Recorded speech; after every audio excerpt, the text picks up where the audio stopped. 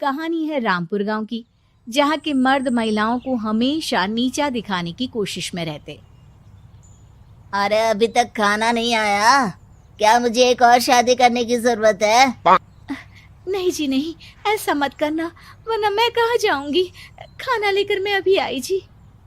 गांव की पंचायत में भी फैसले हमेशा औरतों के खिलाफ ही रहते। मैं जो फैसला सुनाता हूँ वो भगवान की आज्ञा होती है। इस लड़के ने अपने मन से शादी करके अच्छा नहीं किया। लड़के को घर भेज दो और इसकी शादी इसकी जाति की किसी लड़के से करवा दो। लेकिन ये लड़की, इसे तो गांव के बाहर निकाल दो। नहीं नहीं जमींदार साहब, ये क्या बोल रहे हैं? ऐसा नहीं हो सकता। मेरी बेटी मासूम है, इसे अच्छे बुरे की समझ नहीं है। अरे कहाँ जाएगी ये बेचारी? कहाँ जाएगी? इतनी चिंता है तो पूरे परिवार का गांव निकाला कर देते हैं।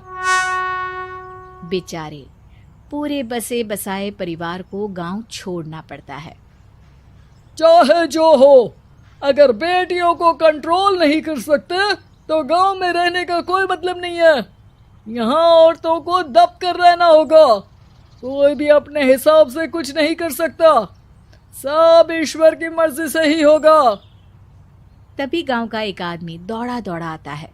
सरपंच साहब, जमींदार साहब, वो कालिया है ना, उसकी बेटी पढ़ने के लिए शहर जा रही है।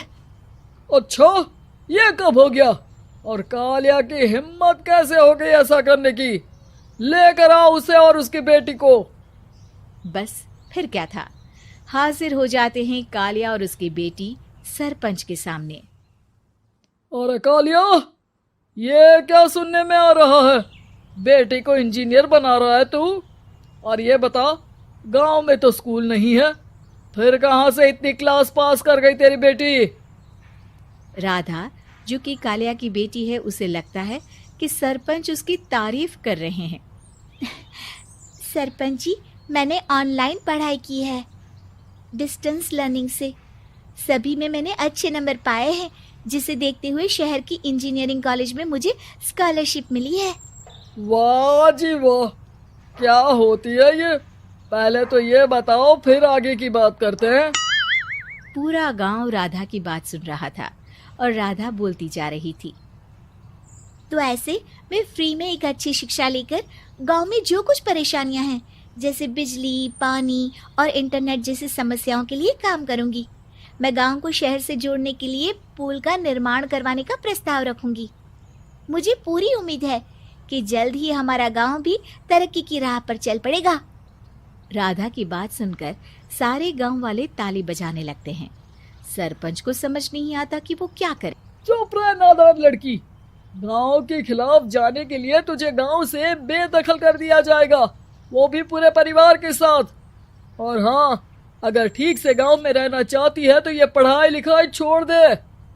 हम तेरे लिए गांव का कोई होनहार लड़का देखेंगे। तभी गांव का एक आदमी बोल पड़ता है। अरे नहीं नहीं सरपंच जी, राधा बिटिया जो बता रही है, अगर वैसा हो जाए तो हम लोगों को पैसा कमाने के लिए बाहर नहीं जाना पड़ेगा। हाँ जी, और ना ही कोसों दूर पानी के लिए भटकना पड़ेगा। हमारे बच्चे भी अच्छी पढ़ाई कर सकेंगे और आगे बढ़ेंगे, ना कि हमारी तरह खेती करते बैठेंगे। क्यों गांव वालों, राधा बिटिया का साथ देना चाहिए ना। सरपंच देखता है कि गांव राधा के साथ है तो वो चुप हो जाता है। वो घर आकर अपने सलाहकार से बात करता है, जो बहुत ही चालाक किस्म का इंसान होता है। अरे सरपंच साहब, आपको बहुत ही होशियारी से काम लेना पड़ेगा। एक बार गांव तरक्की कर गया, यहाँ के बालक पढ़ लिए तो कोई ना पूछेगा आपको।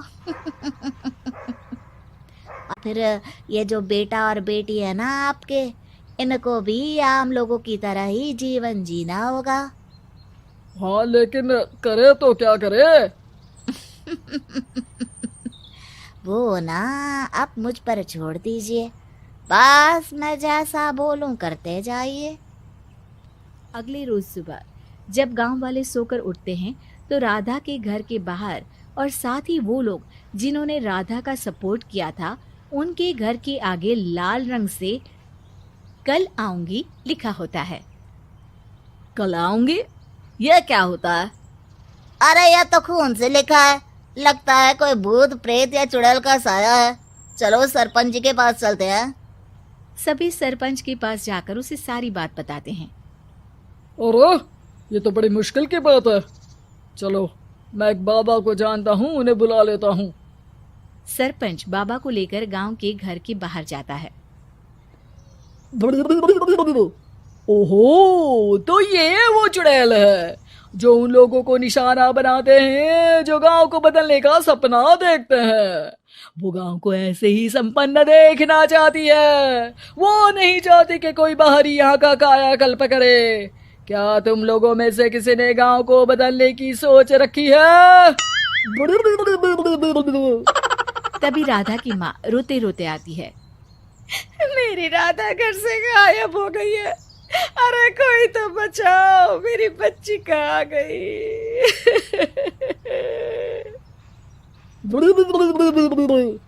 ले गई वो चुड़ैल, तेरी बच्ची को ले गई। अब वो उसे श्रापित करके छोड़ेगी, उस पर चुड़ैल का साया हो जाएगा। तभी बुरी सी हालत में राधा भी वहां आ जाती है। उसके बाल चुड़ैल की तरह फैले होते हैं और कपड़ों में खून लगा होता है। सभी राधा को देखकर डर जाते हैं। माँ, पता नहीं मुझे कौन उठा कर ले गया था। अरे दूर दूर हो जा चुड़ैल, अब हम लोग इस गांव में नहीं रुकेंगे। अरे कैसे बातें कर रहे हैं आप? कल तो आप मेरे भरोसे गांव का हुलिया बदलने, अपने बच्चों को पढ़ाने और तरक्की उन्नति की बात कर रहे थे, तो आज क्या हो गया आपको? ये फिर तुम लोगों को बहकाएगी। ये चुड़ैल गांव में आ चुकी है, ऐसे ही ये तुम्हारे घर के बच्चों को भी ले जाएगी। गांव वाले राधा को गांव से बाहर निकाल देते हैं। उसके माँ बाप रोते रहते हैं, लेकिन गांव वाले नहीं मानते। मैं भी अपनी बहन के साथ गांव के बाहर रहूंगा, लेकिन वो पढ़ाई नहीं छोड़ेगी। वहीं सरपंच के घर पर सलाहकार कहता है। देखा, सांप भी मर गया और लाठी भी नहीं टूटी। लेकिन अगले ही दिन सरपंच के घर के बाहर भी वही शब्द लिखे होते हैं। और फिर सरपंच की बीवी कहती है, हमारी बेटी को किसी ने अगवा कर लिया है। तभी राधा का भाई वहां आ जाता है। अरे गांव वालों, मैंने सरपंच जी की बेटी को देखा था। वो चुड़ैल उसे उठाकर ले जा रही थी। अरे क्या मजाक कर रहे हो? नहीं नहीं सरपंच जी, आप नहीं जानते। वो चुड़ैल अब आपकी बेटी में आ जाएगी, जैसे राधा के अंदर आ गई थी। तभी सरपंच की बेटी वैसी ही हालत में वहां आती है जैसे राधा आई थी। पापा, पता नहीं कैसे मैं गायब हो गई थी। चुड़ैल, इसके अंदर भी चुड़ैल का साया है, मारो इसे।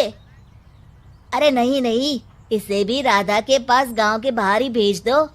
अरे चुप रहो, मेरी बेटी कहीं नहीं जाएगी और चुड़ैल वुड़ैल कुछ नहीं होता है। अरे कैसे बात कर रहे हो सरपंच जी? आप तो बोल रहे थे कि आपका फैसला भगवान का ज्ञान होता है, तो अपने पर बात आई तो अब आप ऐसे बोल रहे हैं। अरे ना ना ना, आपको अपनी बेटी को त्यागना ही होगा। अरे बुलाओ बाबा को। राधा का भाई बाबा को ले आता है, जिसे अब गांव वालों के डर के कारण सच बोलना पड़ता है। मैं कोई बाबा नहीं हूँ, मैं तो मोची था। ये सलाहकार महोदय ने मुझे कहा था एक्टिंग करने को। अब वो मुझे पैसे देने वाले हैं। अब मुझे माफ कर दो। गलती हो गई, मुझे माफ कर दो। तभी वहां राधा आ जाती है। देखा सरपंच जी, जब गांव के बच्चे साक्षर होंगे तो आप जैसे लोगों की चालाकी नहीं चलेगी।